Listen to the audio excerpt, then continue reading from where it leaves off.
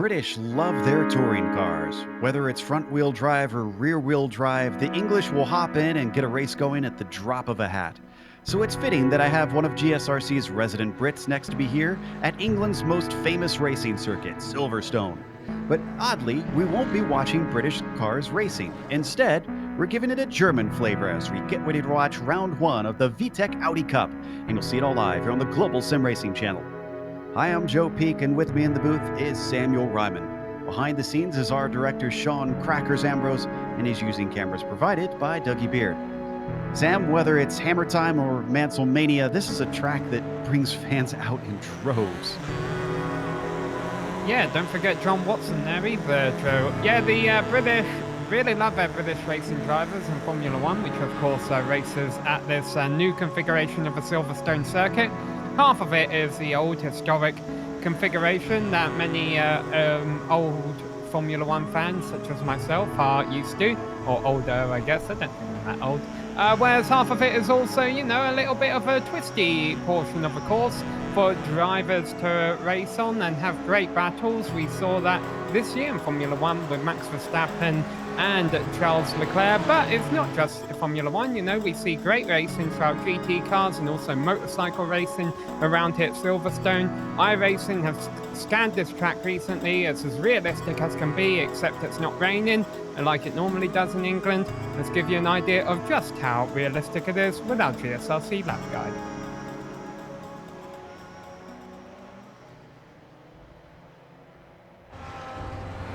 All right, we've got Sarah Dove and the GSRC Audi, so let's do a lap around Silverstone. Coming down into Abbey, you'll need a big lift on your way in. And while you can track out, you don't want to cause yourself to be too shallow on the entry to farm. That's because you'll want the car to hug the left side and be settled by the time you're braking into Village. Drivers might try for an overtake here, but with the way the track quickly switches back into the loop, you can get clever with your defense at times. Regardless, it's imperative that you get a good run off of this sharp left-hander because you don't need a lift through Aintree and onto the Wellington Straight. You're on the accelerator for a long time here, meaning Brooklands will be another spot where everyone's going to be sizing you up for a pass. But once again, the track is a bit weird with it changing direction quickly into Luffield. If you're going to pass someone, you've got to make sure and shut the door before this hairpin starts. And just like before, it also takes you into a long acceleration zone. Try not to cut too far inside at Woodcote, then let it drift off to the outside of the old pit straight. Now, while Copse is nearly flat out in a modern F1 car, the TCR needs a fair bit of the brakes to make it through. And though you do have paved runoff to the outside if you need to bail, you honestly want to stay within the bounds to get the best run down towards Maggots and Beckett's. Frankly, if you wind up in a too-wide situation into this quick set of S's, it's likely not going to end well. One of you is going to have to give way or else you'll both lose gobs of time. These corners will tighten as they go, culminating in this final right-hander. Finding the throttle is critical because you'll be full power through Chapel and onto the long hanger straight. This is perhaps the most iconic spot for passes with a run-up to Stowe. However, with this being a front-wheel drive car and there being a big, blind, off-camber crest, watch out that you don't run too wide at the exit. From there, you're going to switch sides for Vale and get heavy on the brakes. The entry to this chicane is the last good place for a pass, but avoid the temptation of taking it in super deep. Setting the car up for a nice easy run through Club and a good launch onto the front stretch is much more valuable. But hopefully, if you've kept it all together, you've now finished a lap around Silverstone.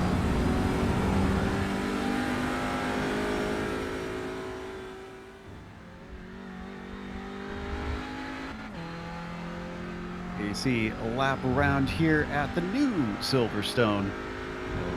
There's a little bit of a difference compared to what, as Sam said, our older fans might remember.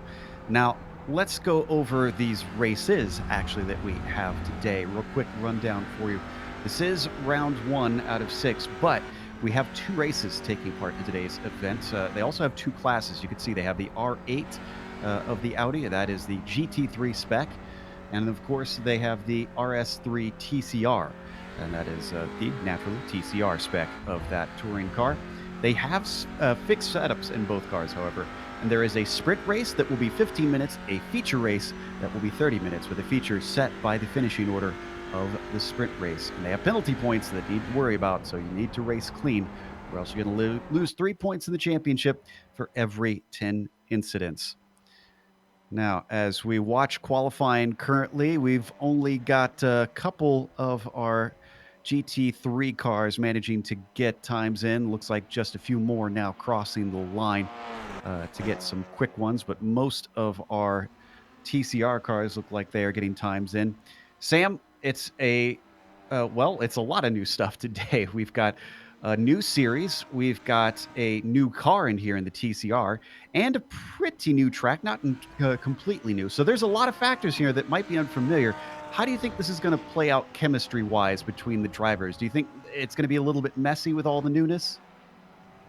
Well, I think we're going to see a bit of two different races because the GT3 class, you've only got 6 cars, so they're a bit more prone to maybe get spread out, but hopefully we'll see a couple good battles. Whereas the second class, many, many more cars, and that could create some interesting racing. But another thing, you're just talking about qualifying going on right now, Joe. Look, we're over halfway through qualifying, and less than half the field has got a lap in. And that's because all of these cars are on the track, they're sharing the track at the same time. It's taken them over 2 minutes to get a lap around here, and if they so much as put a wheel off, that lap time won't count. So I'm wondering if some drivers are running into a bit of a headache with traffic trying to get their best lap time in, and if that ends up mixing the grid up a bit, that could definitely make things interesting today.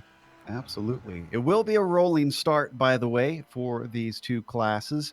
And currently, we have Callum Wright, who just took the provisional pole away from Tobias Berger in the GT class. The TCRs has Simon Jacobson up at the front there. As we watch Niels Hundhedge come across. And this one for him is good enough for 6th position with that 2:17.4. Yeah, so here we've got 3 of our GT3 cars have set a lap time so far. Now 4 of them. Richard Galuska has gone to the top of the timing sheet. Ooh, and Tobias Berger would have taken the pole back from Callum Wright if it wasn't for Galuska. So Richard looking like he actually pulled a little bit of a toe from Berger that lap around as he is following him. We're still waiting on James Payne and Nick Brown to put times in. See, Brown just crossed the line, but he did not have that one count, unfortunately. If the toe is so handy, why aren't they all backing up, getting together, Joe? Maybe they're smarter than F1 drivers. I'm not sure.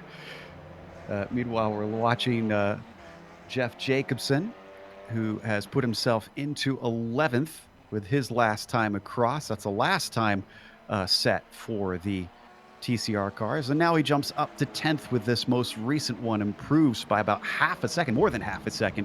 So that is a nice jump next time around.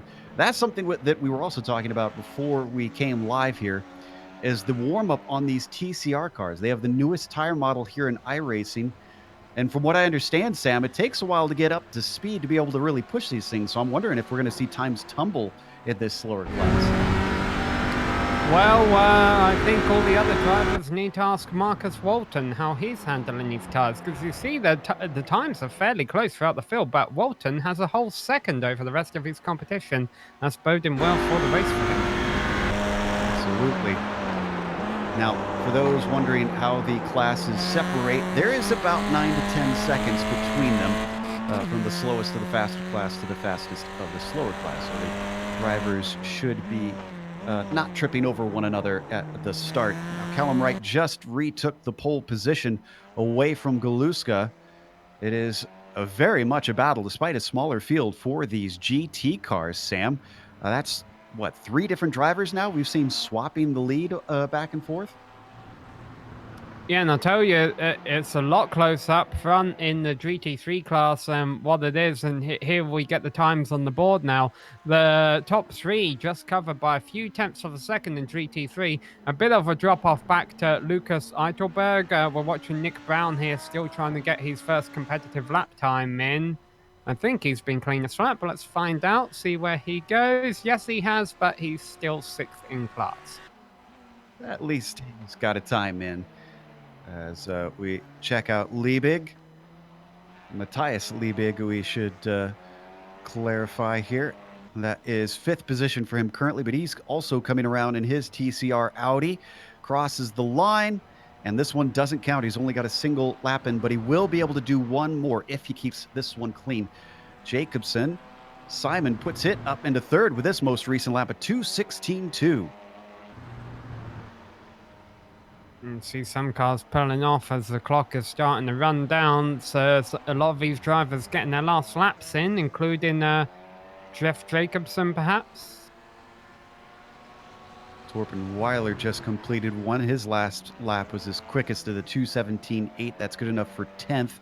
Chris Howard, the only one that we haven't seen set a time in the TCRs. In fact, the entire field of He's 21 crossing the cars. line right now. And they counted. Wow, and that's an improvement. Third place for Chris Howard. Saved by the bell. He only had a couple seconds left. Now the time is over for the qualifying. So we're seeing Kevin Balthasar finish his. He's good enough for 12th on that last lap. I see Nicholas Morelli in the TCRs 13th right now. He's got a 2:18.1. Let's see if this last lap is any quicker. It is a 2:17.3, and that will bump him to 11th. Well, right at the time we were commenting about how Howard hadn't turned a lap and then he went third, Wright also put in a Scorcher. It doesn't really change the position any, I don't think. He already had provisional pole, but now he has a 4/10 of a second lead over Galuska in GT3. Nick Brown looks like he's going to abandon his lap. At least we can tell early on whether or not drivers will complete with this unique pit entry that they have here at Silverstone. What about Matthias Liebig? He comes down the hanger straight into the blind crest of Stowe Corner. He's got a teammate out here today in the GT class in the Audis. Need to double check which driver that is. You'll be able to spot them since they have similar paint schemes, but Matthias is not going to finish his lap. You mentioned how Howard got his lap in with a couple seconds just left on the clock. He's still out there. He's still running full pelt. And I wonder, with him getting third in his first attempt, what can he do in his second attempt? It's a good question. Evan Dietzold looking a little timid here around club. And I think he's abandoned this lap as he pulls off to the side. Jeff Jacobson as well, sitting 14th in the number 140. Let's see what the timing screen has for him. A 2:17.5, an improvement that'll jump him to 12th. Does that just leave Howard now? Because he's coming up to the final chicane. Nope, we got another car crossing the line here. Doesn't seem to be any change in the order, though. As these drivers finish off their final laps, qualifying just about ready to wrap up. I want to keep an eye on Howard, though. He's coming out the final turn. He's crossing the line. He was third, and it looks like he's going to stay there. Yep. It looks like maybe he did cross the line after the checkered flag because I didn't see a new time hit the board. That will end our qualifying, though. Let's do these by 10 since we've got a bit of a small field for the GTs. Callum Wright managed to put it on the pole with Richard Galuska in second next to him on the front row. Then in third, you've got Tobias Burka in P3. Lucas Eidelberg will be starting in fourth. James Payne is P5, and we saw Nick Brown get his one and only, well, he got two of them in, it looks like, but his quickest time being his second lap, puts him last on the field in the GT class. Then in the TCRs, it is Marcus Walton by a tremendous gap back behind him. He'll be on pole in the TCRs. Jens Ledvig, will be starting about half a second back in 8th. Then it's Chris Howard managing to put a flyer in at the last moments in 9th, and Simon Jacobson rounding out your top 10. Page 2, here we go. Starting in 11th position will be Evan Dietzold. Oliver Krug will be behind him in 12th, and then Omar Zanchi. Matthias Liebig will be starting behind him, 14th overall. That's 8th in class, ahead of Tobias Olsen and Niels Hundenberg. Starting in 17th overall is Nicholas Morel, and then Jeff Jacobson will start 18th. Thorben Wheeler will start 19th place, and Kevin Balthasar in 20th. The last car on the grid is Jonathan Rodriguez, so that will be 21st overall, 15th in class. So we now line up behind the Porsche pace car, getting ready for a little bit of a warm-up lap, just a small one, before they get going. They start just before the entry into Stowe. Already we've got most of the field gridded up for this first round. It is brand new territory for a number of people, and we've got a lot of TCR cars out here for this GT class to try and navigate their way through once they start lapping. This, however, is the sprint race. Just a reminder, 15 minutes. Now the Porsche pace car starts to take off. Calum Wright leading them away. How early is he going to go with that pace car having to cut in at the pit entry very, very quickly here? In fact, it's already coming on in. Calum Wright leading them up to the final chicane, out of Vale and into Club. They're still staying side by side. Calum hasn't quite accelerated yet. Now he gets going. Green flag is out here at Silverstone for round one of the V-TEC Audi Cup. Calum Wright with a good jump, already pretty single file with the GT cars. Let's go to the TCR start. Marcus Walton has got a good jump on the field. They're pretty much single file at the front. The first battle is back for around 5th place. Oliver Krupp has gotten by Evan Dietzold. So far, so good for the drivers up front in TCR at 15 car field. Had a little bit of a battle for 4th into the loop between Nick Brown and Lucas Eidelberg. So Nick Brown already at 2 positions since the start. It's James Payne who seems to be lacking pace in the race here early as he starts to fall back. Yeah, there's been quite a lot of changes for position in the middle of the TCR field, despite how clean the start was. Simon Jacobson has got to 3rd from 4th. Matthias Liebig has had a whale of a start. He's made up several spots. You can see a little bit of a side-by-side action between Krupp and Olsen back there. This is for 13th position between them. Olsen around the outside of Luffield. Krupp going to try to take that one back. Just ahead of him, more battles between Liebig as well as Dietzold. They come out of Woodcote. You're right, there's some really fierce battling here at the start, even though they're on cold tires. Liebig going to look to the inside, Sam. It's been 10 years and I've still got to remind myself this is not the first corner, and out wide goes Dietzold, so he's going to lose a bunch of positions that he had been making up. So Evan Dietzold, a bit of a mistake through Cop's corner, and that's going to cost him 3 or 4 positions.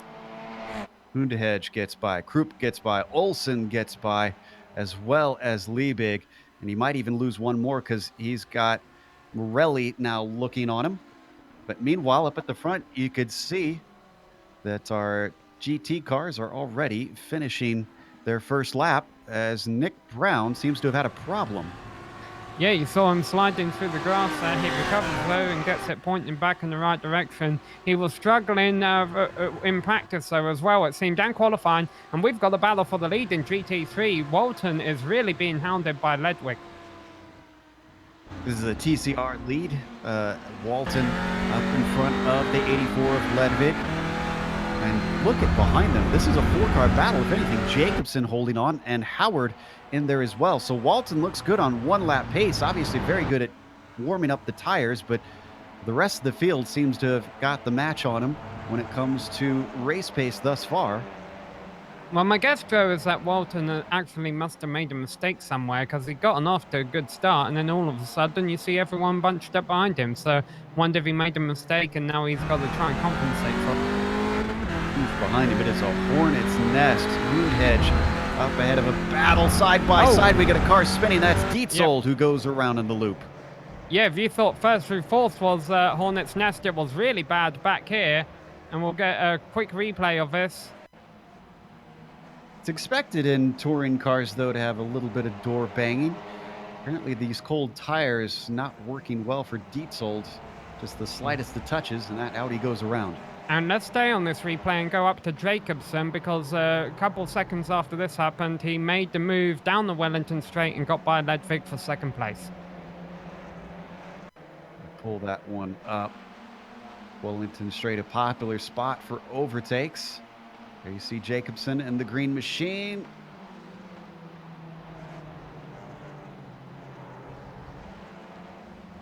Oh, and not sure if he must have had it a little bit earlier. Yep, well, he did it at the end of a Wellington Straight. A mistake from James Payne a moment ago. That cost him 5th place to Nick Brown in GT3, so that's a switch in positions. But look at this.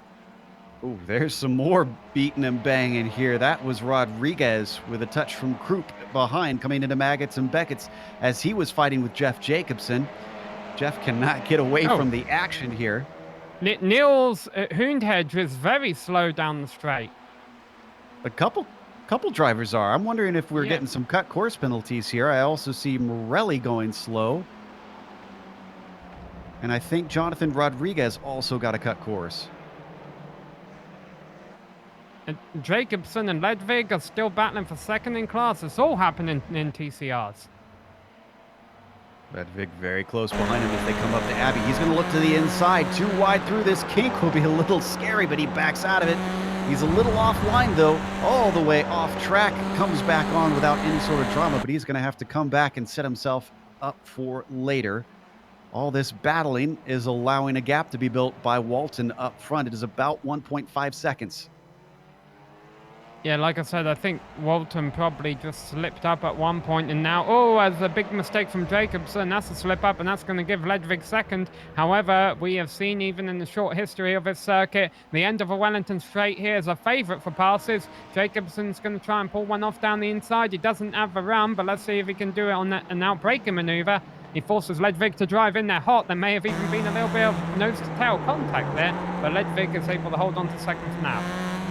Sticks his nose in through Luffield, hoping to have an opportunity, but the door has been slammed by Ledvig. He will retain that second place. Chris Howard behind them, watching from the popcorn position, gaining under the slipstream. Jacobson thinks about the inside, and the cops covers him off. Ledvig not interested in going too wide through this fast right-hander.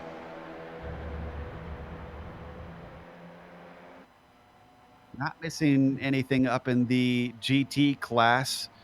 Galuska, Wright, and Burka have spread apart, and they've got a huge gap back to fourth.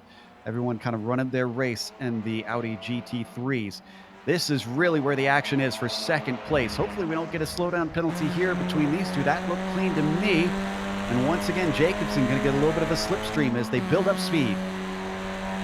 Down the Hannah straight, they're going to go into Stowe here, one of the fastest parts of the circuit, and Jacobson, that slipstream will be helping him now more than ever, but he's not able to do anything with it now. So Ledvig holds on to second place, Jacobson in third, Howard remains behind him in fourth. There's been a little battle going on for fifth behind this the whole time as well. Olsen's won that out for right now, but you get a brief glimpse of that in the back. Here we go. Yeah, there was a pass for position. Liebig was slow into Stowe. In fact, very slow off to the outside. Balthasar took advantage as they come together down into Vale. Looks like Liebig wanted that spot back, and unfortunately got to the side of Balthasar. Liebig came out the worst. In fact, he lost a position with Weiler out of that. Did a good job keeping it from spinning completely around. Yeah, reminder that this is a multi-class race, and even though things have spread out and not been as exciting in GT3 so far, Joe, we're halfway through this race, and Wright is only a little over second back of our overall race leader, Galuska.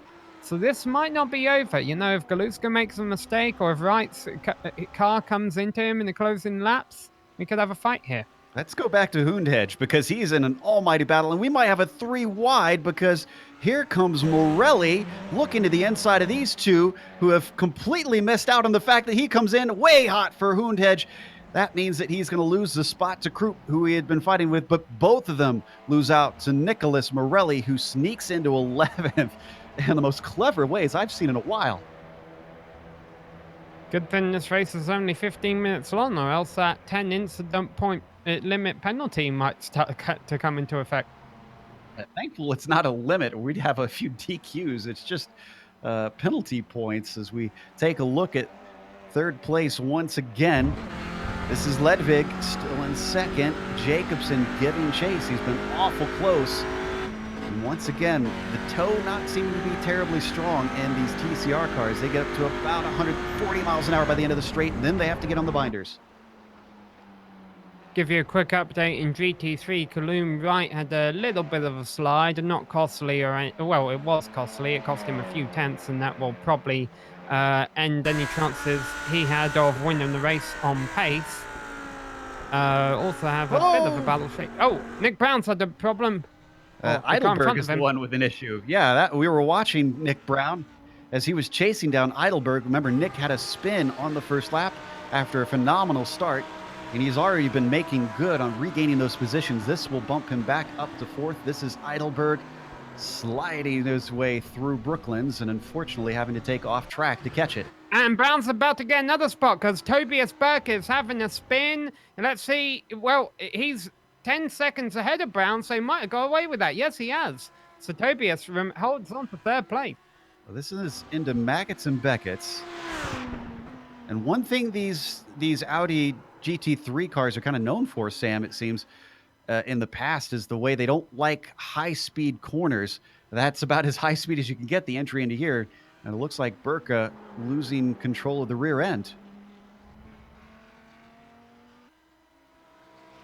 There's a lot of those yellow and green cars out there. That team's well represented. I believe that is FBP Racing, if my information is right.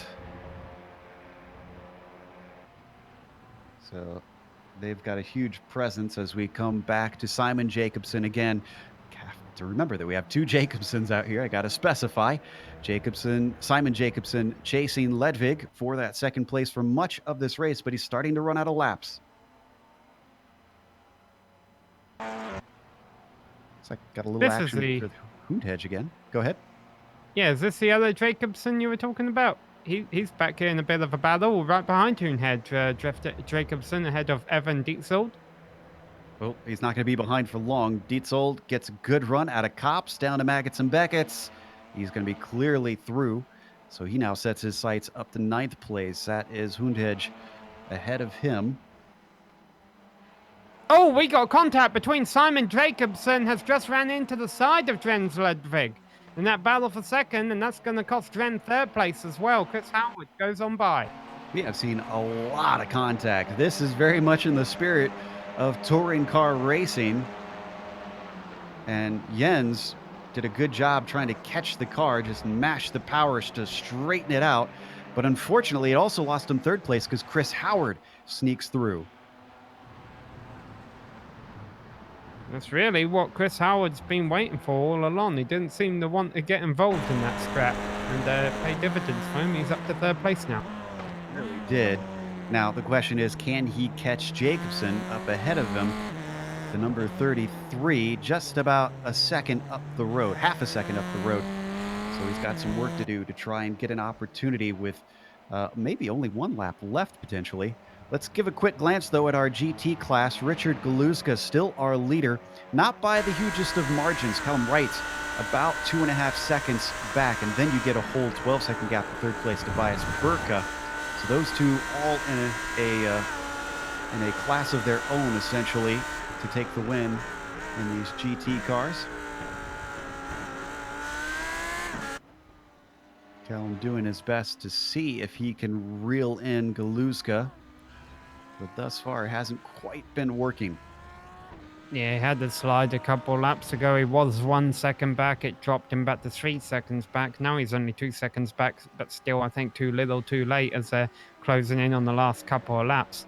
You mentioned if Howard was going to be able to catch Simon Jacobson. Well, actually, I don't think he's going to be able to because Howard is more concerned with Jens Ludwig being behind him. I think the question, Joe, is if Ludwig makes this work, will he get back up to, will Ludwig get back up to Jacobson? And if he does, will he return the favour?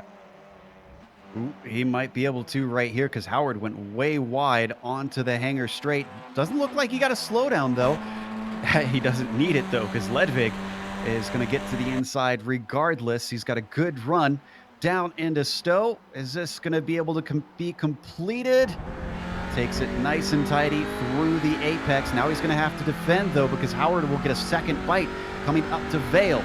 Doesn't cover off the inside. Howard looks to it, but he's not deep enough on the brakes, so give 3rd place back to Ludwig. And I think this is the final lap, Joe. I think Galuska crossed the line with less than 2 minutes left. So this is for the marbles, at least for the sprint race. Remember, we have a 30-minute feature coming up after this. I think, well, he's dealing with traffic. We're going to get the white flag at the line, because as he comes around Club, he's certainly got a lot of TCR cars that he is weaving through. Calum might have his best chance here if he can do better with the traffic. White flag now waves. What's to bet that I got the front straights confused again? They look so similar. They both lead into high-speed right-handers. It's going to take some adjustment. So is this, because he's had a clear track in front of him for pretty much the entire 15 minutes. And now Galuska is doing fairly well dealing with these slower cars. We'll break in if we get a battle down in the TCR class. Oh, there's battles in the TCR class. I'm keeping an eye on the battle for second. I was going to say, Ledvig trying to chase down Jacobson, and that has come down to 1 second. As much as Callum wants to try and win this, he won't be too disappointed with it being his teammate, Galuska, who will likely take the victory here today. Watching Sanchi. Olsen giving a try on him. This is just in front of our leaders as they come through cops.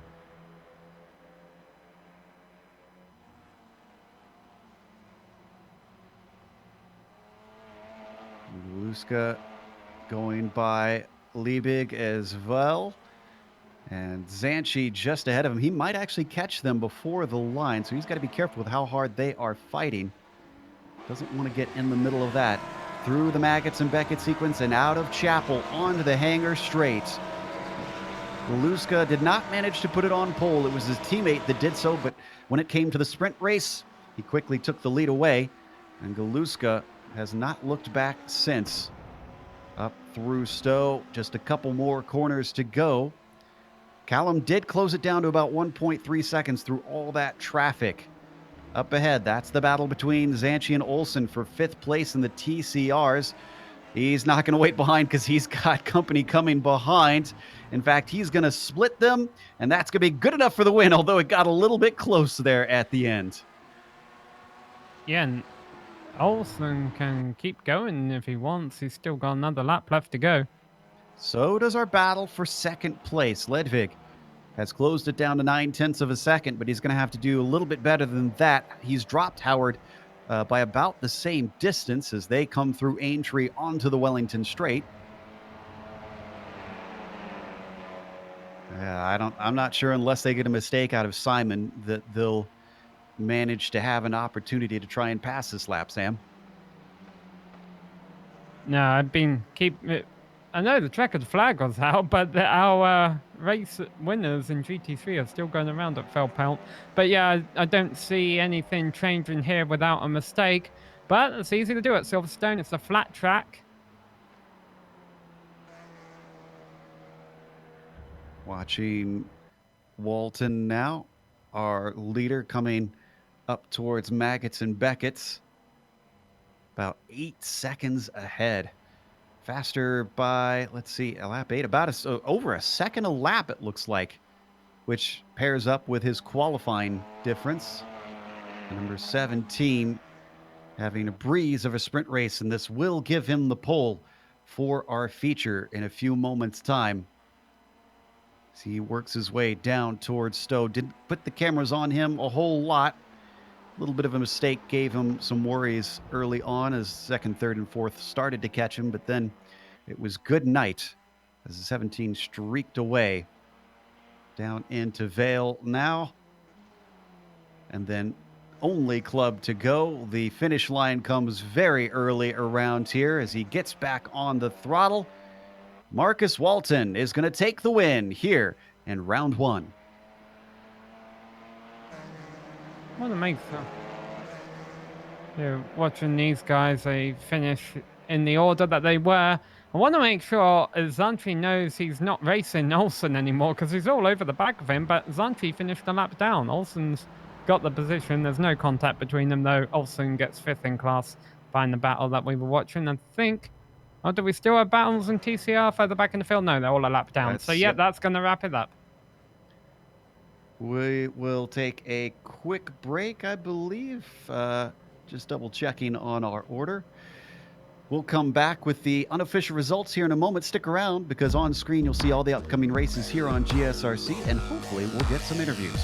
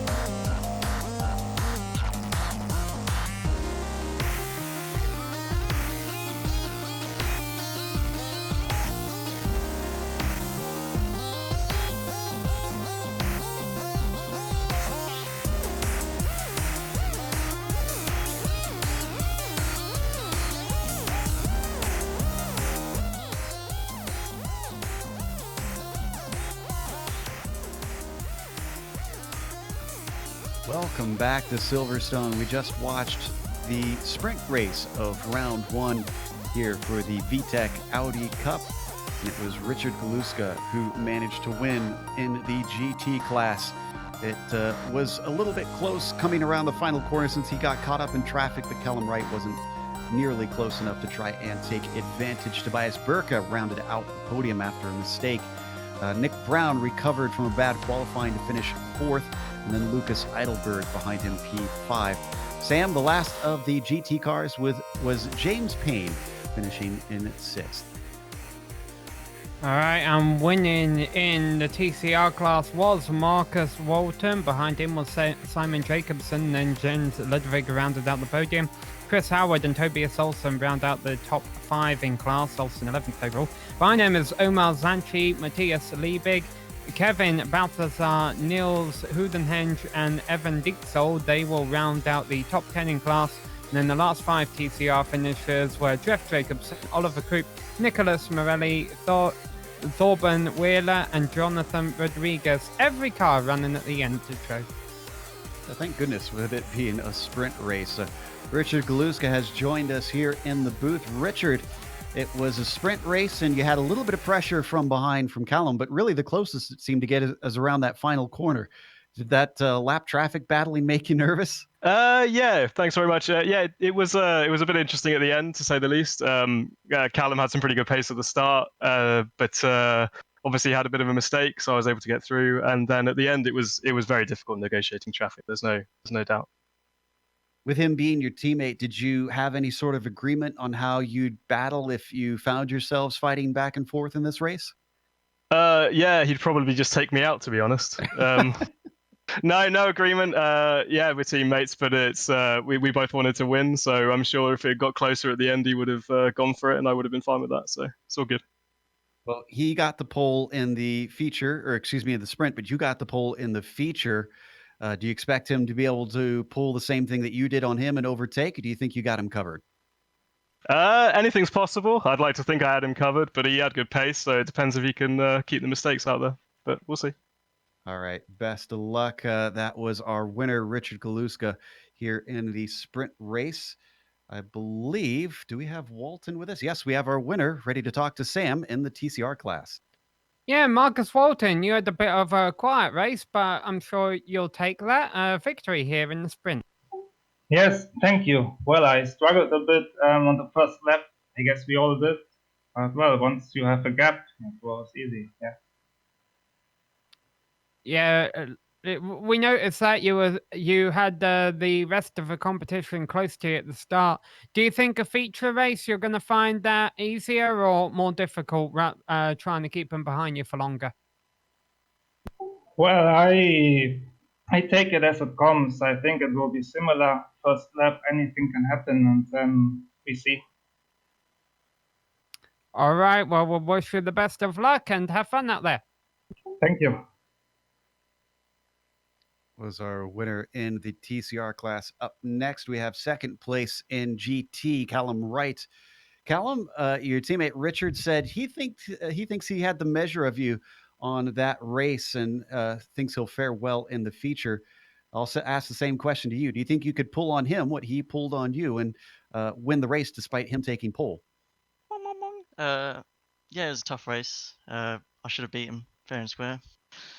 But yeah, he had some good pace. I made a mistake, but that's racing.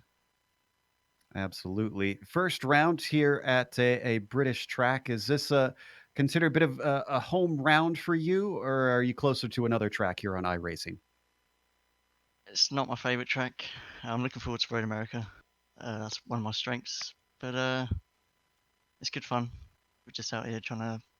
We got 7 drivers in here for HCA, so yeah. And you guys certainly seem to have some very good pace in that team. Well, best of luck in the feature race. We'll talk to you hopefully in about 40 or 30 minutes time. When I win, yeah. Cool. All right. Bold prediction. Thank you. From Callum Wright, their second place. Up next, we have second in the TCR. Talking to Sam, it's Simon Jacobson. Yeah, Simon, congrats on second, but they got a little bit spicy out there. Thank you, and yeah, I'm very sorry about that for Jens. I mean, it's TCR racing after all. It's a bit of contact, but I was struggling with tires at the end, and we had a good battle throughout many of the laps. And coming into that corner, I think I carried a bit too much speed trying to go for the dive, and I just couldn't hold it. It understeered on me, and I had a light tap on him. And I think I saw in my side mirror that he was sliding, and he caught it. So I know he got the third place anyway. So I'm happy he stayed on the podium. But obviously, you don't want to take second that way. Well, what is the general rule of thumb regarding contact around here? It seems there was a little bit of it in this race. I mean, we'll see what the stewards say. If there's going to be a penalty applied, we'll see. Obviously, it's not my intention to go hit him and sort of force him off track. I mean, close racing, that's what we want, and I definitely had a few close encounters with him. Also, going into Mackes and Beckes, especially, it seemed as if I was quicker than him there.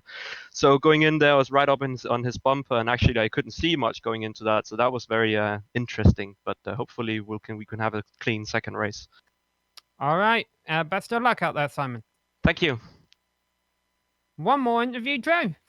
Yes, we have Tobias Burka, our last podium finisher in the GT class. Let's talk to Tobias about his race, which, Tobias, I have to imagine you're probably glad for the gap that you pulled, because it looked like in the middle of it, you had a little bit of an oops. Yeah. Hello, everyone. I lost the car, and all my gap was gone behind. So I had in the end, I was very lucky that I had a bit of a gap, because number 4 was closing in pretty fast. Other than that, it seemed like a pretty uneventful race. You didn't quite have pace in the sprint for Callum and Galuska. Did you learn anything, though, in that will help you in the future to try and gain some ground on them? Well, it'll be a different race a little bit. But overall, I think their pace is just, I don't think I can get close to this in this race, but I'm very confident in the following races that I will make it a good competition. All right. Well, we look forward to that. Thanks for coming in and talking to us, and best of luck in the feature. Thank you, everyone. That was Tobias Burka, third place here in the GT class. We now have time for a little break as we get ready for the feature coming up. 30 minutes of racing coming your way here at Silverstone. Don't go away here on the Global SimRacing Channel for the finale in round 1 of the V-TEC Audi Cup.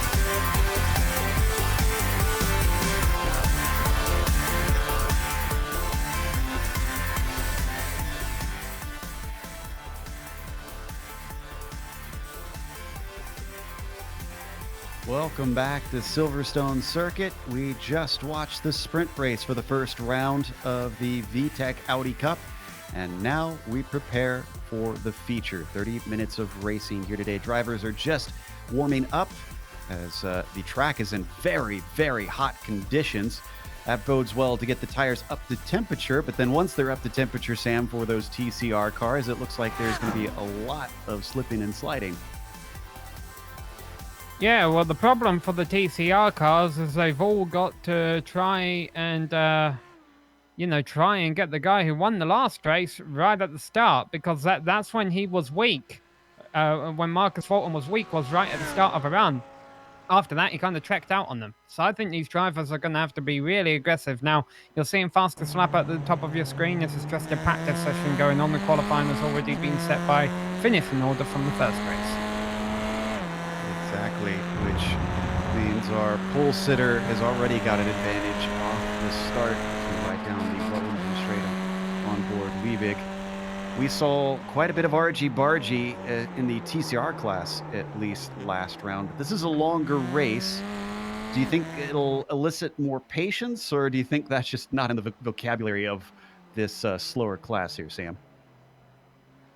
Well, that's why I was asking the driver. I was asking Jacobson after the first race during our interview there. I said, is that the kind of stuff you guys are going to be able to get away with? And he said, well, I didn't intend on doing it, and I hope the stewards don't penalize me. That's not the answer I was hoping for. I was hoping for an answer like, oh, yeah, that kind of stuff happens. We're going to be doing that all season long. But no, it'll be interesting to see how these drivers, because it's like the whole thing that went off with Formula E about half a year ago or so, for people who follow that, where there was a lot of bumping and banning in this series, and the stewards had to make a decision like, is this the kind of racing we're going to allow? I think it's up to the drivers to make that decision here at Silverstone. The first round of a first season, how aggressive are they going to be, and is it going to be tit for tat? Are they going to say, okay, you'll race me that way, that's okay, I'll just race you like that next time? Reason we have different weathers because it is a different time of day, as it's now just past noon virtual standard time here in England, hence why it is so hot out on track with that 122 degrees Fahrenheit that you saw. Just waiting for the last of the drivers to come in this warm-up, and then we will get to go racing. We'll go through the grid for you at that point. If they don't get in by the end of this 8 minutes, though, they're going to miss out. Most of the drivers should be in momentarily, as we're getting just the last of them sneaking into the session. They're not going to get as much practice as these drivers are, though, out under these conditions. We've seen some pretty good passing here at the new Silverstone. I know it's had mixed reviews from drivers. Sam, we've had time as fans, obviously, to watch it being raced in the real world for a number of years now. What are your thoughts on this newer layout? Well, it produces some great racing, which I guess is what you want at the end of the day. By the way, we're getting word from the league organizer that the session will advance to the race session with 5 minutes left in practice. So in other words, in 3 minutes' time, the session will advance and we'll go racing.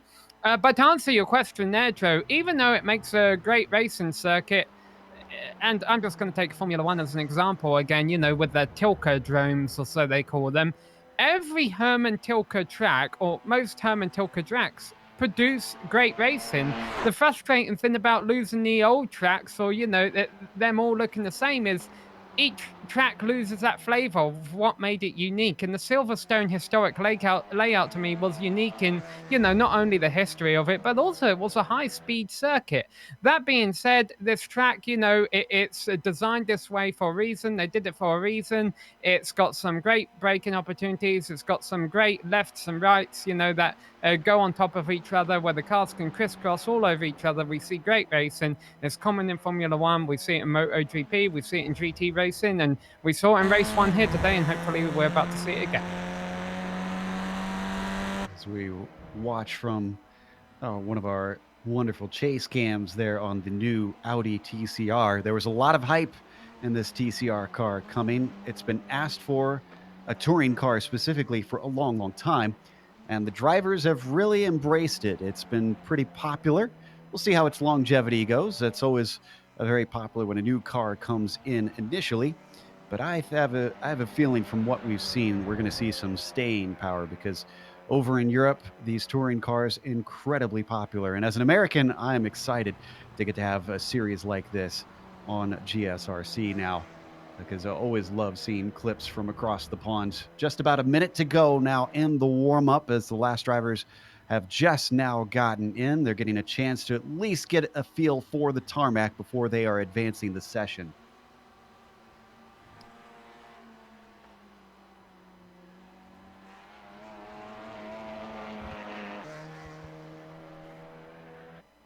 Over the European super trucks. That's my request for iRacing. I don't see it happening in a hurry, but it would be interesting. And apologies if there have been any audio issues. We're hoping those shortly get resolved. I'll tell you something that's going to happen quickly, Joe, and that's we're about to go racing in about 20 seconds from now.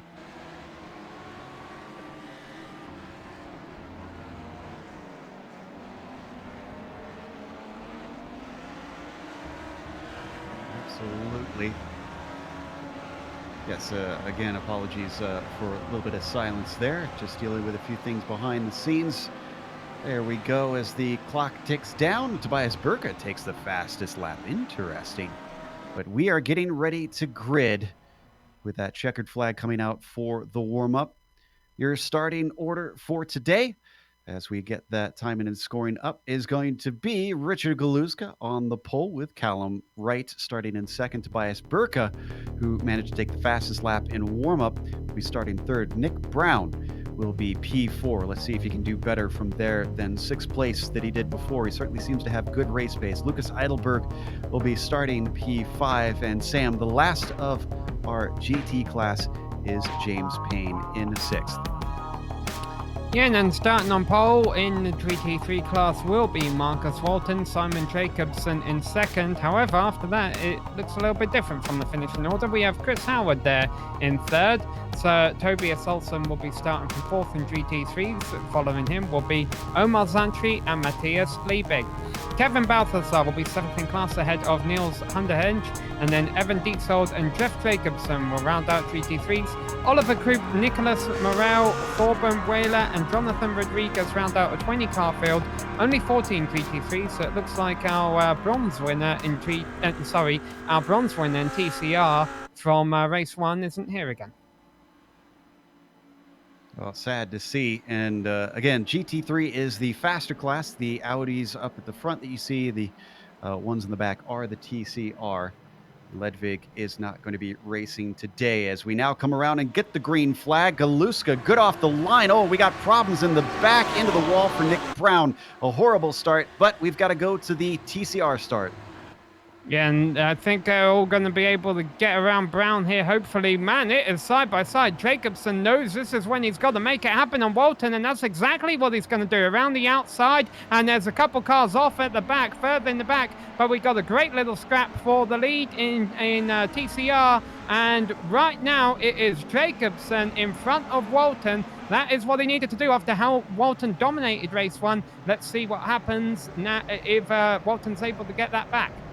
Almost 3 wide for third place. That's Tobias Olsen in the front of the group. Currently, Chris Howard following and Matthias Liebig just on his tail, but already with a good run down the Wellington Straight for our lead in the TCRs. Walton takes a look to the inside. Jacobson slams the door shut. Battle for third continuing on as Howard gets to the inside of Olsen.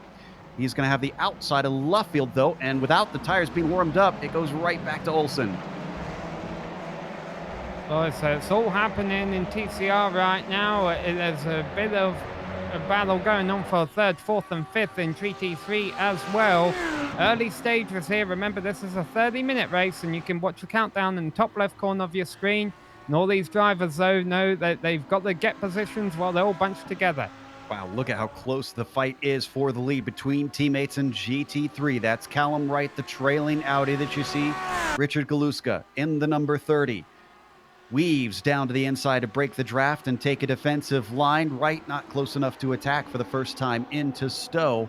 Still, they have broken away from Heidelberg by already nearly 6 seconds on this first lap. And Galuska told us after the first race he expects Wright to take him out if he gets to him. I'm pretty sure he was joking, but Callum is certainly going to have to be aggressive here, and he started off fairly aggressively. We might have a battle for the lead down in TCRs because Jacobsen was slow coming out of Stowe himself, and Walton's looking around the outside into Vale. Coming into this final corner, could he get the inside into Club? Can't quite do it. Jacobsen going to cover him off. So here they come through the final turn to complete the first lap. And let's see, Walton's got a good exit here. He might be able to make something happen down the inside. He's got the line. He brakes a little bit early, and Jacobsen takes the corner. Wonder if he's biding his time here. He had the inside into there and backed out of it. Hard to go too wide through there. Covers off the inside into Village. Jacobsen, Simon not letting him have an opportunity. His teammate is back there, Tobias Olsen, playing cover from behind. Could he maybe try and challenge Marcus Walton to see if he can maybe distract him and give his teammate a chance to pull a better lead down the Wellington straight? Walton with another good run. Doesn't cover off the inside. Simon Jacobsen taking the apex down into Brooklands, and he's not able to challenge him into that corner. Yeah, we've got great battles for the lead in both classes. GT3 are coming through Maggots and Beckett's right now, nose to tail. Oh, right, a little bit too hot through Beckett's. That could cost him down the Hannah Straight. This is where he needs that good launch to give himself an opportunity. He closes in under the slipstream, drifting off to the left. Galuska does not cover off the inside. Now he drifts back a little bit to the right, comes back to the racing line. No change there. Meanwhile, we got to go back to the lead for the TCRs once again. There was a look from Olsen for second place on Walton. He is trying to get into the mix to see what he can do. Oh, and do we just have a change? Yeah, Galuska he was very slow. And Wright just took it easily from him. You know what? He went wide coming out of Stowe. I think he must have got a slowdown penalty. And Walton's got to slow down. Walton has got to slow down from second in TCR. Wow. From dominance in the first race to everything going wrong for the number 17, he falls all the way to 7th place. He's still going slow trying to give this back. Well, you could say the battles are won, but the war is not over. Is that the way the expression goes? Because now you've got the fastest drivers in both classes, Galuska and Walton, with their work cut out for them in 25 minutes to make something happen. Tobias Olsen also off track from 3rd place. He got a little help from behind. It was Liebig looking for a move to the inside of Vale. That sent Olsen off. Liebig also lost a position to Howard, who jumps up into second through that.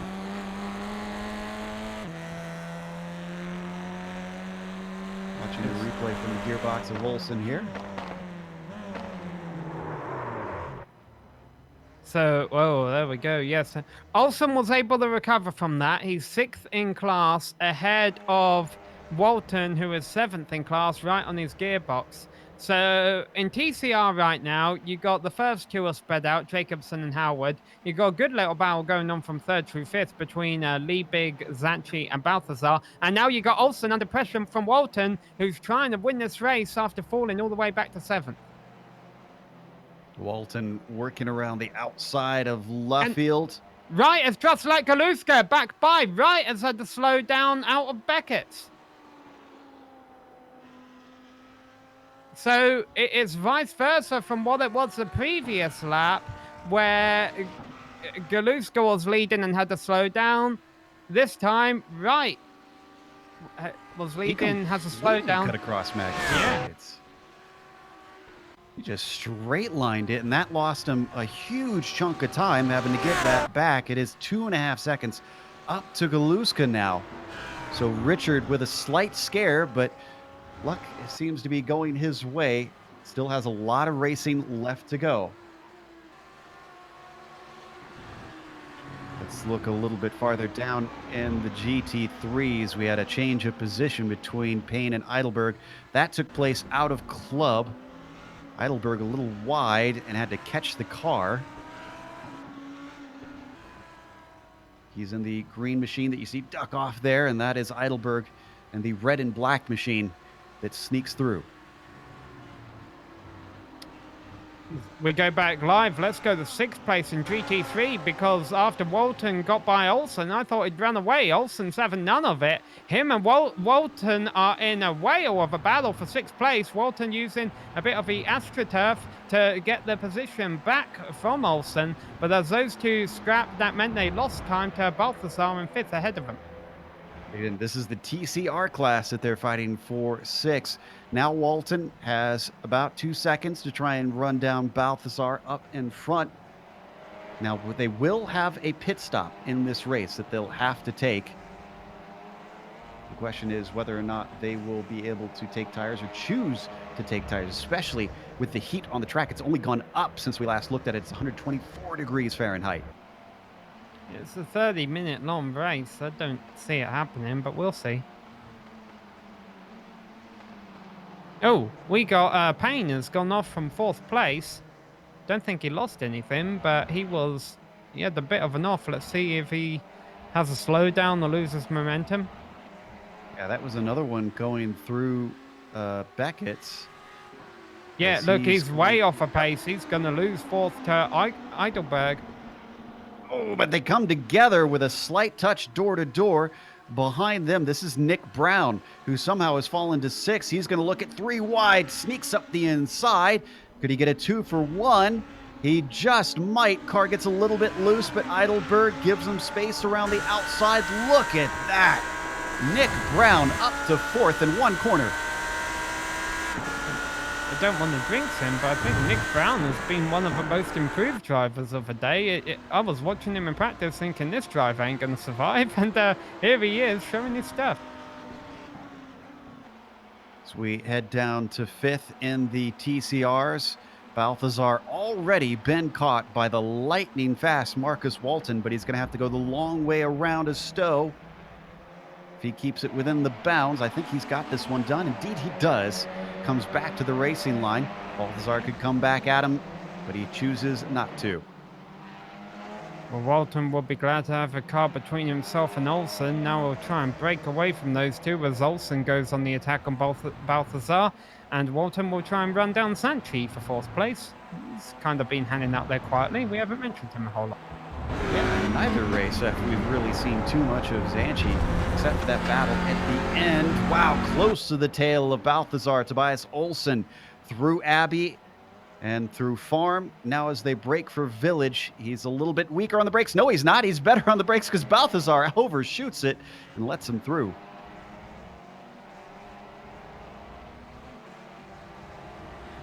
And you love it when you push it to the limit on your braking and watch another driver shoot by you. You know they're not making that turn. Let's go back to our leader in the GT3s. The number 30 still at about 2.5 seconds over Wright. And this is looking familiar now because that is about the distance Callum was back in the sprint race. Unless he's able to really find some pace throughout this thing, not sure that he's going to be able to regain on the number 30. Payne and Eidelberg continue to have their battle for 5th in the GT3 class. And I mean the GT3 class this time, and Eidelberg able to hold on to that for now. Ooh, he was a little hot into Vale and Club, though. Payne going to try and look for the shot off the corner, and I think he's got it. He closes in on the pit straight, even looks to the inside before they get to Abbey, but ducks back to the racing line.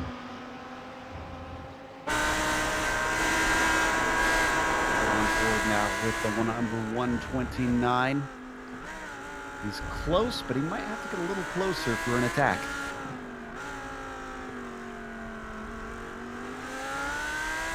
Drivers have been holding it together better than they did in the first race, and I know that because we're coming up on halfway and lap traffic isn't a thing yet, but it will be a thing, as will be pit stops. And even though, well, let's hold that thought because this battle for 5th might be happening again. Heidelberg still being challenged by Payne. Payne looking for the over-under into Luffield, a little bit wide at the middle of the corner and the exit of the corner for Heidelberg. Payne keeps it down, tucked low to the right rear of that Audi. They go side by side through the flat-out wood coat, but now You're they come not up the clear. top. Oh! He wasn't clear. Payne wanted to come back to the racing line, and like you said, there's still a car there. Yeah, if Heidelberg wanted to be nice, he could have backed out, but no, he wanted to race for that position. Sent him off. He didn't touch anything else. Kind of don't blame him for holding his own. I think Payne has since been severely damaged because he's continuing to spin out. He might have to retire, and indeed, you can see he just took a tow. And that is the first retirement ever in this series.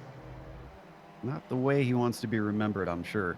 Let's head back to the TCR lead because Jacobsen has been making good on this top spot, with Walton having to try and work his way back up because he's about just 4.5 seconds ahead of Chris Howard, the 131.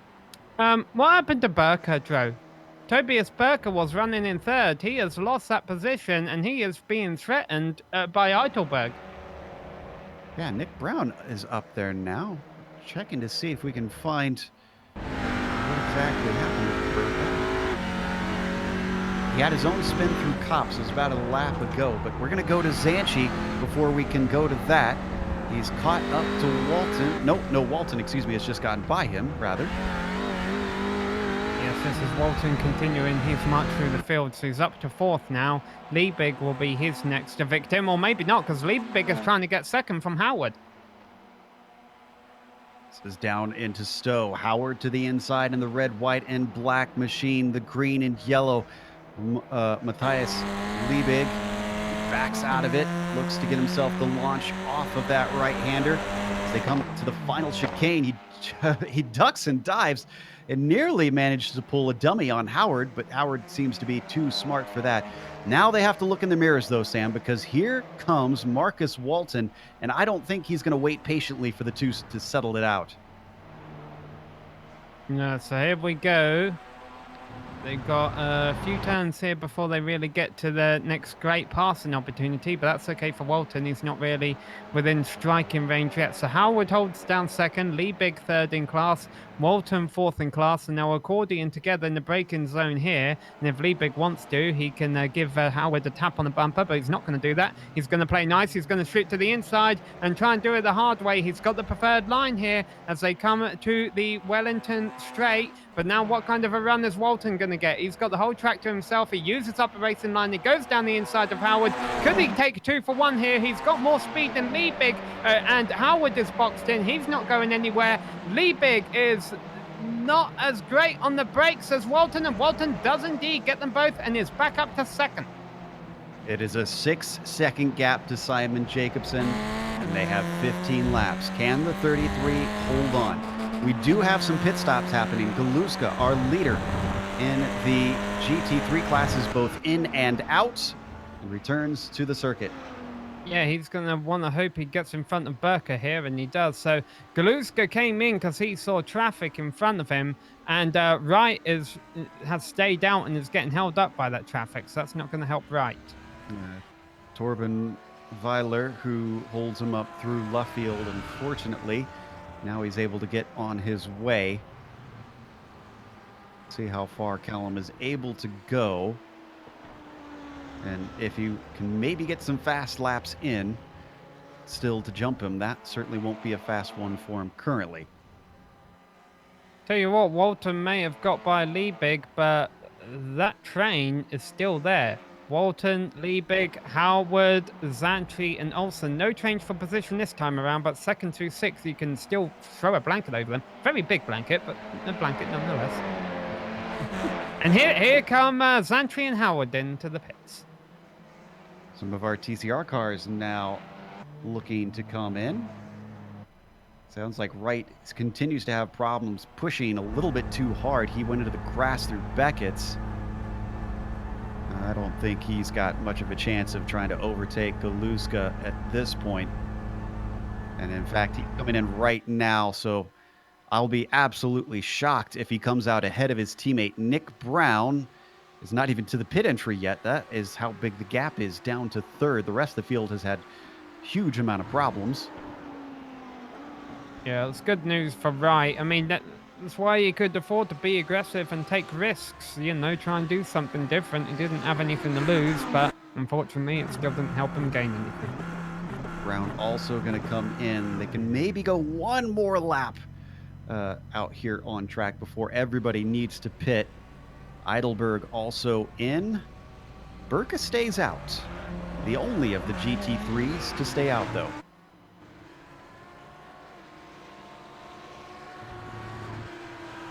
Oh.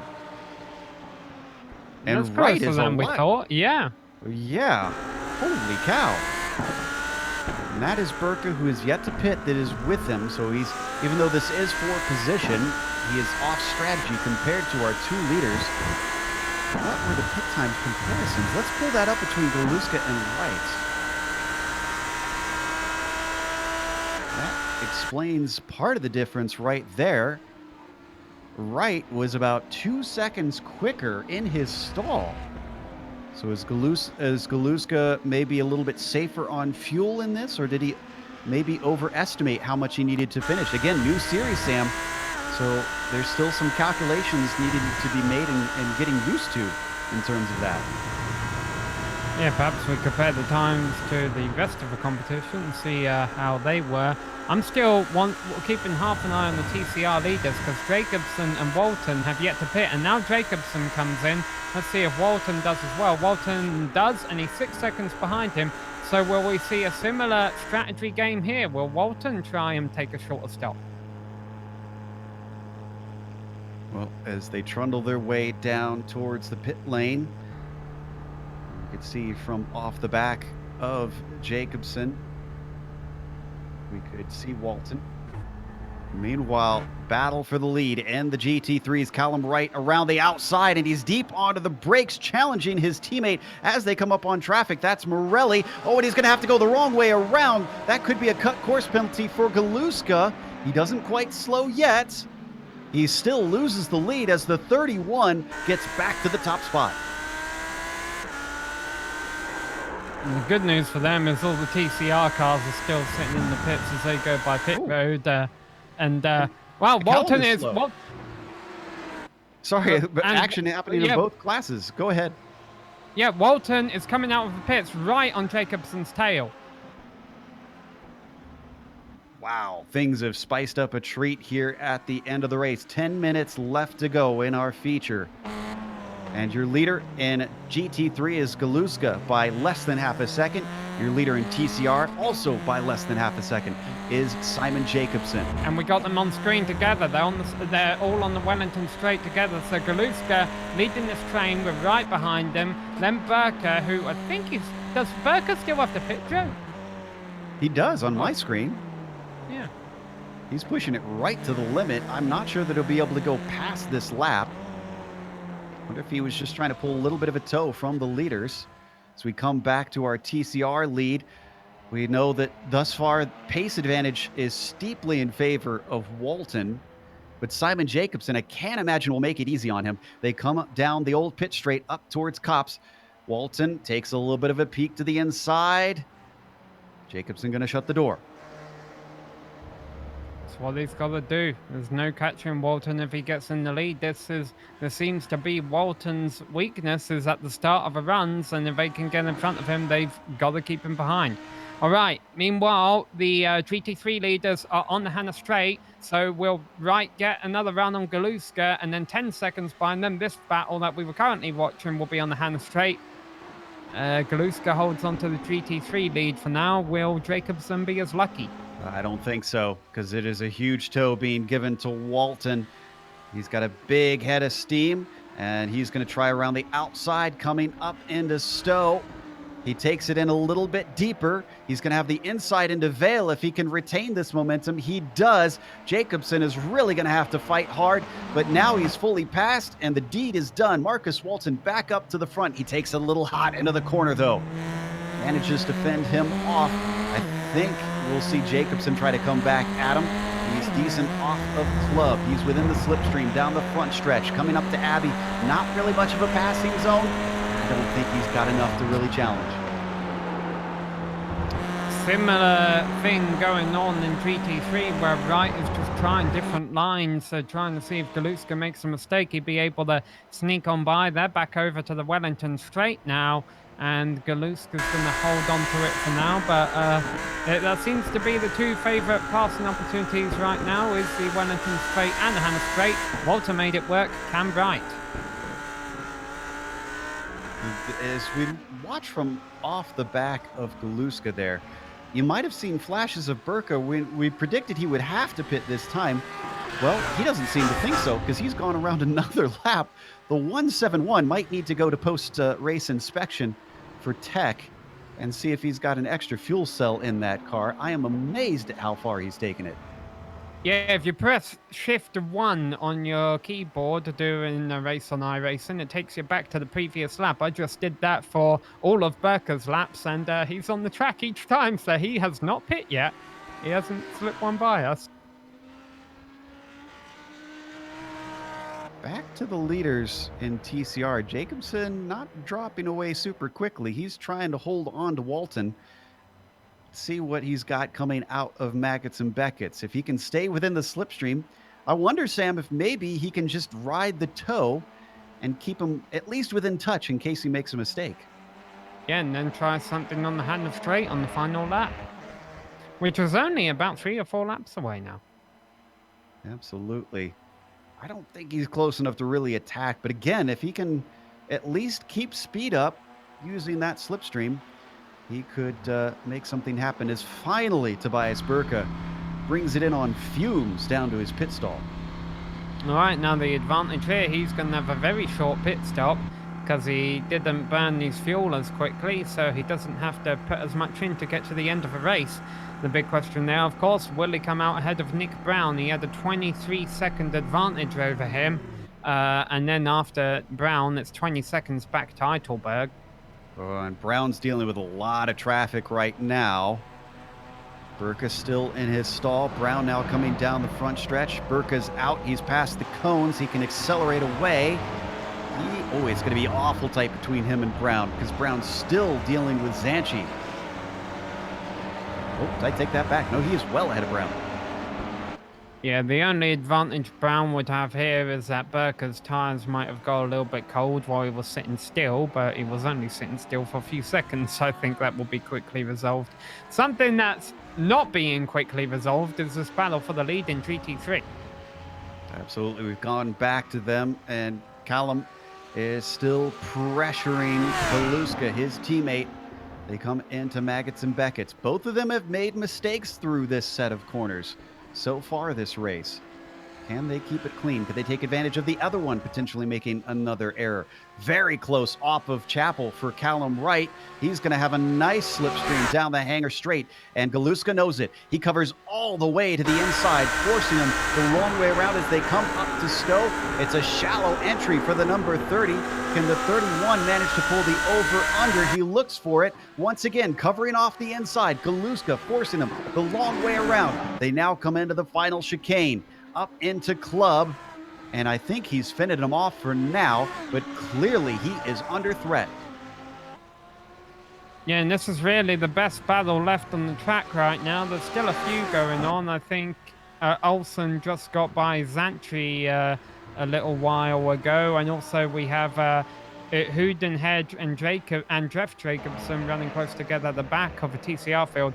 But this battle at the front of GT3 is definitely the most intense one at this moment. Let's take a look at that replay between Olsen and Zanchi. This has been a excitement-filled race for Tobias.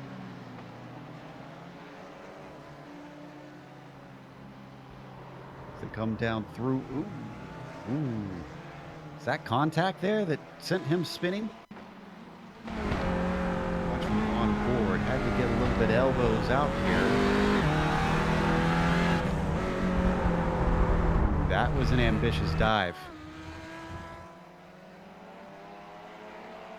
All right, let's see if we see something similar between Galuska and Wright, because Wright is going to the outside of Galuska as they approach the high-speed right, and he's going to try and cross under him. Wow, that was a very well-timed move, and if he can pull this off, it will be very well executed. They're going to try and go side by side through Magus and Beckus, and Galuska's going to give it to him.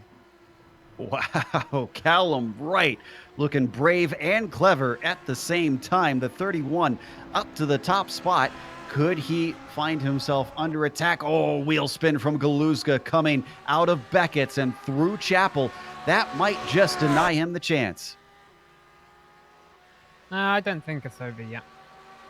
The chance this lap, at least, will be 2 to go at the line. Boy, this has been a fantastic battle for the lead, and they have had no one to challenge them. Burka is still over 30 seconds back. Now, remind me, Joe, I just celebrated my 28th birthday a little while ago, so I'm getting old and I have memory loss. Which of these drivers took a short amount of... Oh, yeah, I'm sorry, it was a director's birthday yesterday. Which of these drivers took a short pit stop? It was right, and if he had to save fuel, he's not acting like it. He's on full attack mode thus far this race as they work their way through Village and the Loop. He's fallen back a little bit. It's about 7/10 up to Wright. Could he have better pace at the end of this race? You mentioned he might need less fuel as well. By the way, Walton has completely checked out on Jacobson now again, so it looks like he's got TCR in the bag. Providing he's got enough fuel, he was another driver with a very short stop. Yeah, that's a good point. Again, if he does need to save fuel, he's not really been showing signs of it. That podium has been pretty well settled out. Liebig does have Olsen somewhat close behind, and Olsen has been on charge, but I'm not sure that he'll really be able to make good on it with so few laps left to go. Back there you see the difference in time. That is a big gap between Walton and Jacobson. He seems to know something that the rest of them don't. Oh boy, Galuska cut the inside of Maggots really far. I'll be shocked if he doesn't have a slowdown penalty. In fact, I think he is slowing down. Ooh, he's lost a fair bit of time there. Yeah, over a second back. Well, 1 lap left to go, about to start, and things looking like they're in Wright's hands right now. But I will say that Galuska said at the end of the first race he thought there would be contact between them, and there wasn't. So for those of you who love carnage, you have to tune in back in next race. And good news for fans of James Payne. He is not going to be the first retirement. He's coming back to finish this race. Not sure what he's hoping to gain. He's 7 laps down from the next car. 5 laps down from the next car up, I should say. Maybe he was watching our broadcast and realised, I don't want that on my name. Let's get back out there. And while as we look at some of the FBR cars fighting farther down in the pack, this is Dietzold and Krupp. This is for 6th position. We are on the final lap now for the leaders, as you can tell at the top of your screen. I think one of our best never give up stories, Joe. We were doing a race at Detroit once and the driver had a crash or a spin or something, came in to talk to us. We told him, your car's recovered, your car was okay. You're not going to get back out there? He said, okay, I will. And went out, finished 5th, I think, something like that. Meanwhile, half a lap to go for our overall leader, Callum Wright. I posed my question to each of them as whether or not they could pull what the other did to them. Oh, but he's going to get slowed up by Morelli. Oh, yeah, that's ugly. Both Morelli and Weiler. He's got to be really thankful for that gap now. Those two are fighting for position. Callum Wright loses just about half a second back to Galuska, but boy, Richard in no position to try and challenge as he himself lost time trying to take his next lap over that lap traffic up through Stowe. Callum Wright started on the pole in the sprint, and he finished in second. He started in second in the feature, and with just a couple corners to go, he is going to take the win. It is a back and forth between teammates here in GT3. Callum Wright, your winner here today at Silverstone. Second, going to go to Richard Galuzka. Yeah, so those teams definitely proven to be the team to beat in GT3s at the first round of the season. Marcus Walton still has a little ways to go before he gets to the line, but he's got a healthy gap over Simon Jacobson. Goes over the old start-finish line now. I think I've learned that by now. Into Copse Corner.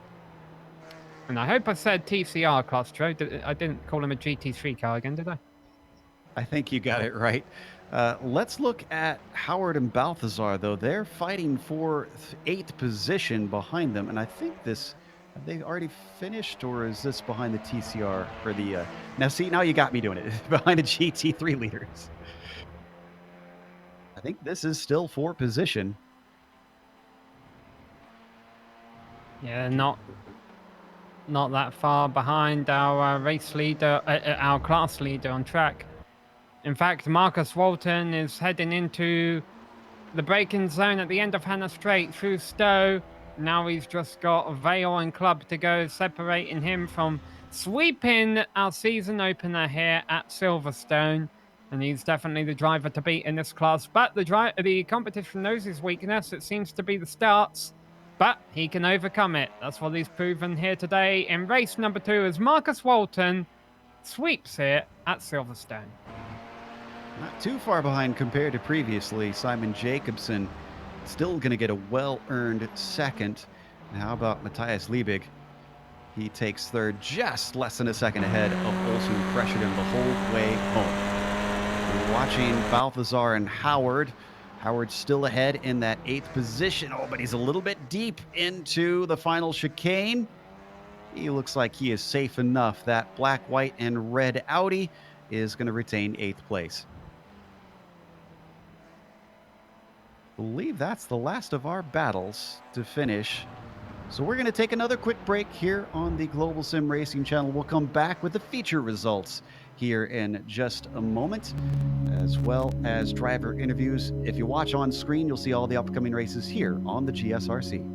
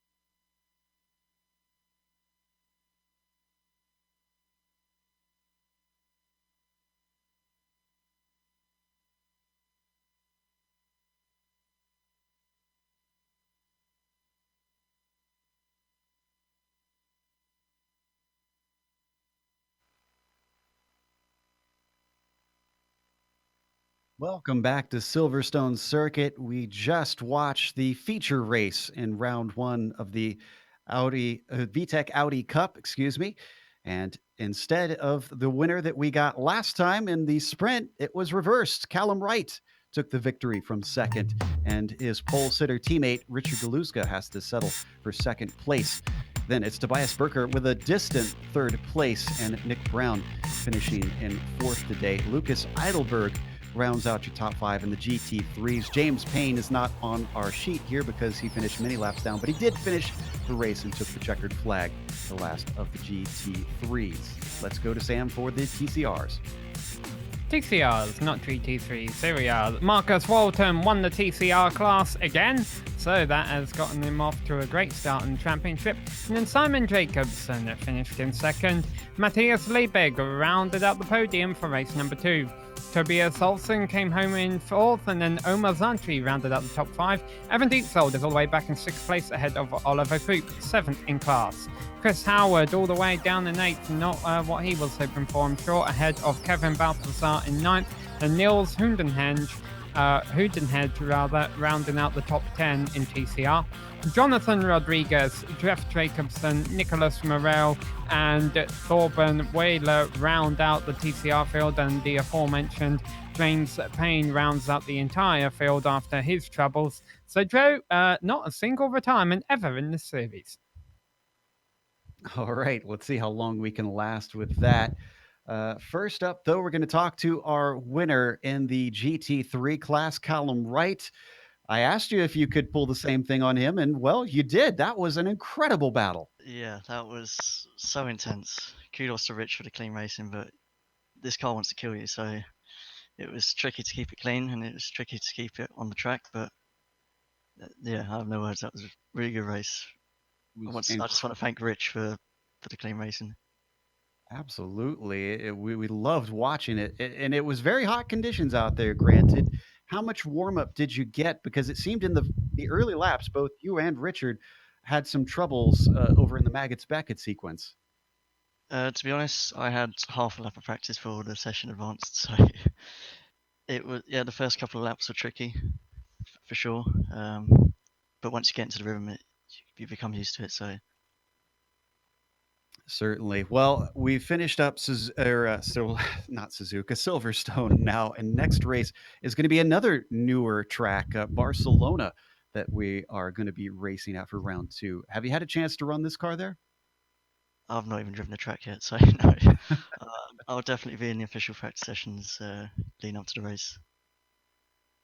Well, we look forward to seeing how you fare there. Best of luck familiarizing yourself, and again, congratulations on victory. Thank you. I just want to point out this is like a great series. There's TCRs, P1 and 2 are battling, GT3s are battling in the AM and the Pro class. So if you want to get involved, please come by because it's really good fun. And thank you for the organisers for putting this on, and you guys as well for broadcasting it. Seconding that this has been a great series from what we've seen in the first race. We've seen lots of battling up and down, including Sam. We saw some battling from Marcus Walton this time. Yeah, Marcus, you won again, but it was a little trickier this time. Hello. Yes, I messed up real bad at the beginning. I don't know. I think I was too cautious, so Simon got past me, and then in the S's I got to slow down. 5 seconds just wouldn't go away. I don't know. Lost a lot of places. But yeah, fought my way back, had a good pit stop, I think, and was enough. Happy. Yeah, you had a great pit stop. Now, it seemed in both races you were sliding around a little early on, and, you know, that's how Jacobson was able to get by you in this race. Is that something that you need to work on, you think, or do you think it's just a product of this car and everyone's struggling with it? No, that was my bad. Yeah, you have to find that balance, between pushing and being a bit cautious. I was on those extremes with the cold tires, and yeah, I will figure it out.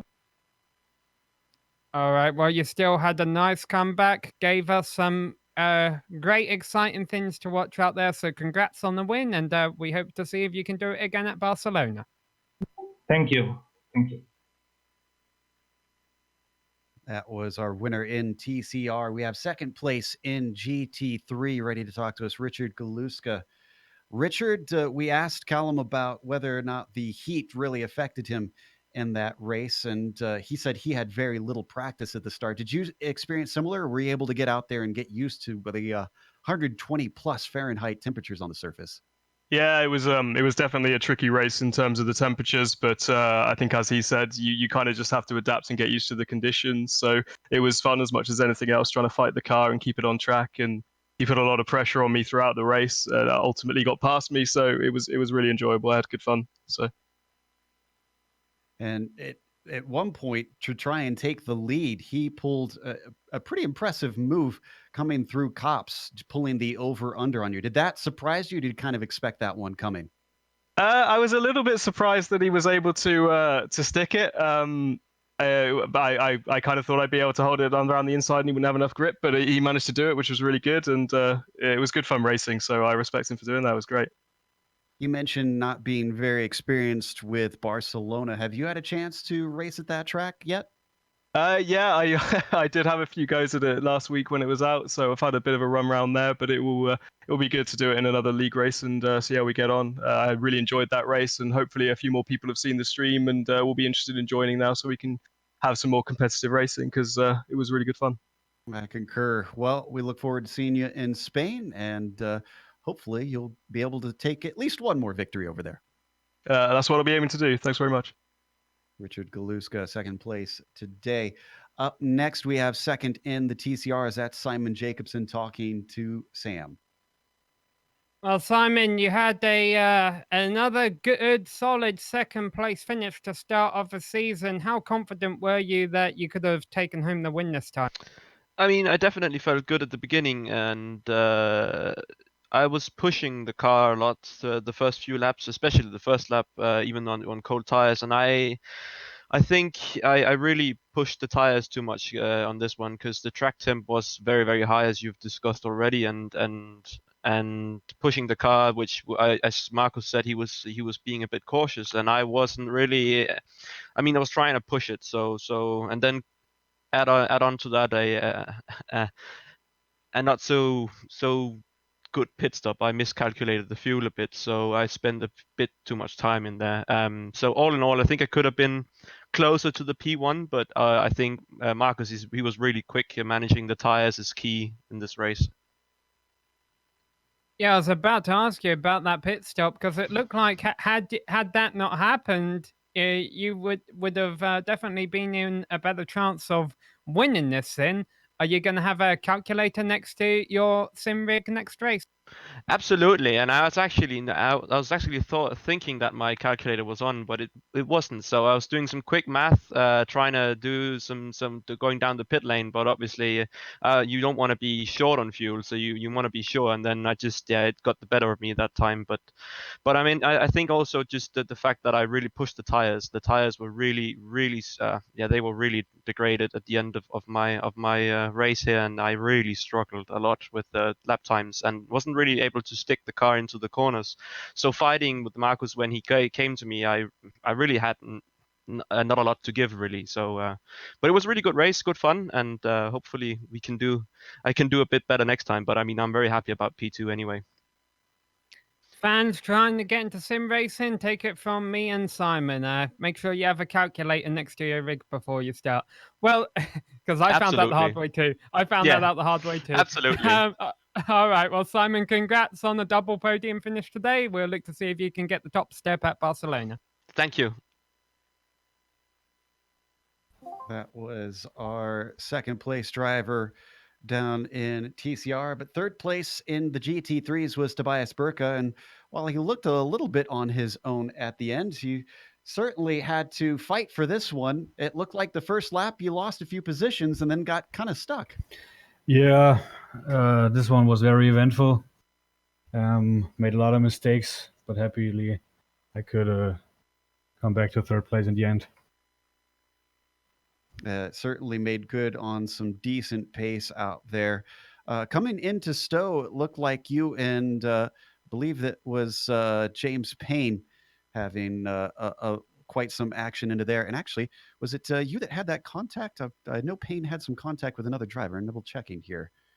There was some action. No, I don't think so. I had a little bit of contact in the start with, I think it was Nick Brown, which was very unfortunate. But other than that, I think I had no contacts. No.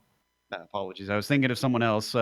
So back to the incident or the pass at Stowe.